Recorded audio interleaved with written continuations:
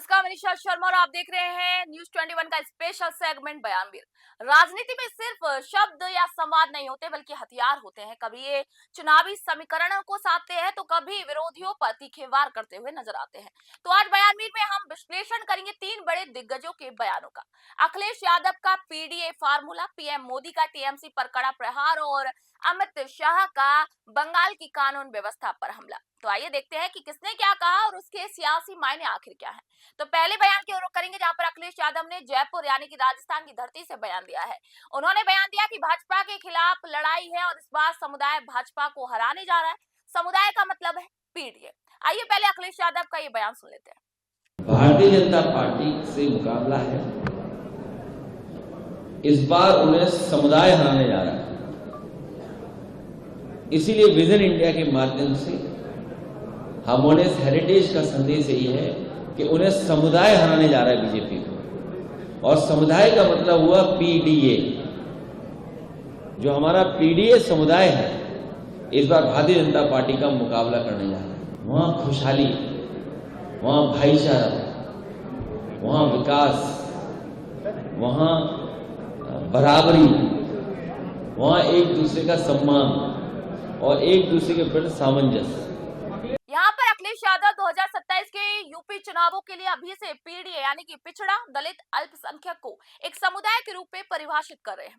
ये बयान जातिगत जनगणना और सामाजिक न्याय की राजनीति को धार देने की एक कोशिश है ताकि भाजपा के हिंदुत्व कार्ड के सामने एक बड़ा सामाजिक ब्लॉक खड़ा किया जा सके। चलिए अब दूसरे बयान की ओर करेंगे जहां पर पीएम नरेंद्र मोदी ने पश्चिम बंगाल की धरती से बयान दिया है। उन्होंने कहा कि टीएमसी ने माँ, माटी, मनुष्य जैसे झूठे नारे लगाकर सत्ता को हासिल किया। आज भी वे तरह तरह की बकवास करते हुए नजर आते हैं। पहले पीएम मोदी का ये बयान सुन लेते हैं। साथियों, ये टीएमसी मां, माटी, मानुष ऐसी झूठी बातें बोलकर आप चुनाव में यहां सत्ता पर बैठ गई। आज ये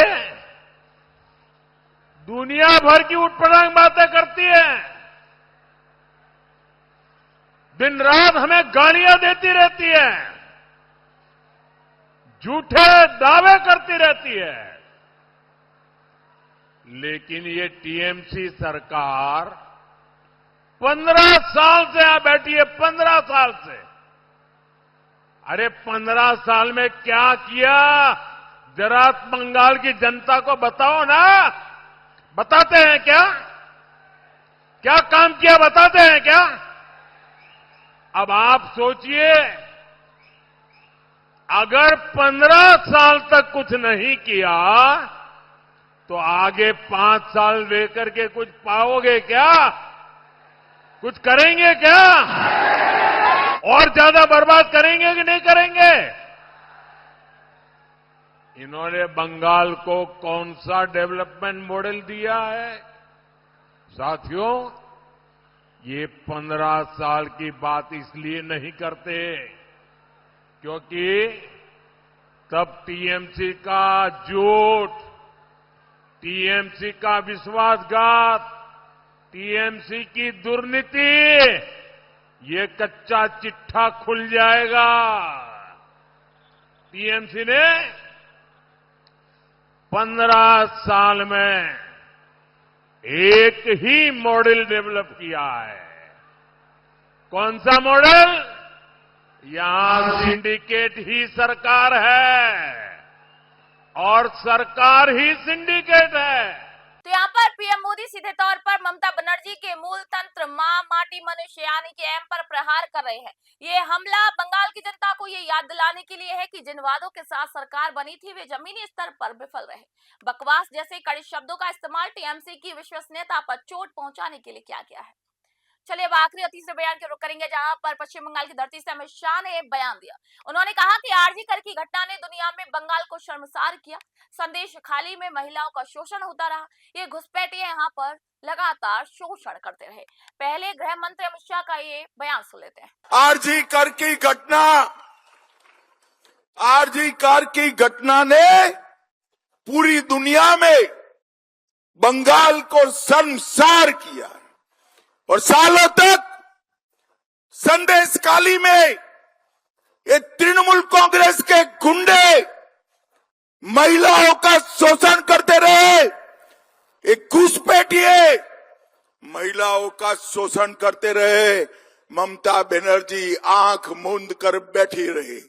भाइयों बहनों, मैं आज कहकर जाता हूं, भाइयों बहनों, इतनी सारी घटनाएं हैं, वो सारी घटनाओं में जिन्होंने ममता बनर्जी के शय में महिलाओं का अपमान किया है, वो सभी को जेल की सलाखों के पीछे डालने का काम भारतीय जनता पार्टी करेगी।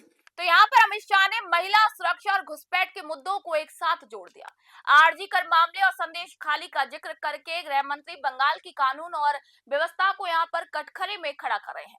घुसपैठियों का जिक्र करके वे ध्रुवीकरण की और राष्ट्रीय सुरक्षा के नैरेटिव को मजबूत कर रहे हैं। अगर मैं इन तीनों बयानों को एक साथ देखूं तो भारतीय राजनीति की जो मौजूदा दिशा है वो स्पष्ट हो जाती है। एक तरफ अखिलेश यादव उत्तर प्रदेश में जातिगत लामबंदी के जरिए 2027 की जमीन तैयार कर रहे हैं, तो दूसरी तरफ प्रधानमंत्री और गृह मंत्री ने पश्चिम बंगाल को अपने निशाने पर रखा है, जहां पर पीएम मोदी टीएमसी के नैतिक आधार और नारों पर हमला कर रहे हैं। तो भाई अमित शाह भावनात्मक और सुरक्षा से जुड़े मुद्दों यानी कि आर्जिकर और संदेश खाली के मुद्दे को उठाकर ममता सरकार को घेर रहे हैं। यानी कि साफ है कि आने वाले समय में चुनावी लड़ाई और भी आक्रामक होने वाली है। नेताओं के इन बयानों से जनता आखिर कितना इत्तेफाक रखती है, ये तो आने वाला जो चुनाव है वही बताने वाला है। लेकिन फिलहाल बयानवीर में मैं आपको इतना ही बताऊंगी। आज के बयानवीर में इतना ही। ये 3 दिग्गजों का बयान मैंने आपको सुना दिया और आपको ही तय करना है कि किसके बयान में कितना दम है। फिलहाल नए नए बयानवीरों को देखने के लिए, उनके बयानों को सुनने के लिए देखते रहे न्यूज़ 21। मैं निशा शर्मा आज आप सभी से इजाजत चाहूंगी।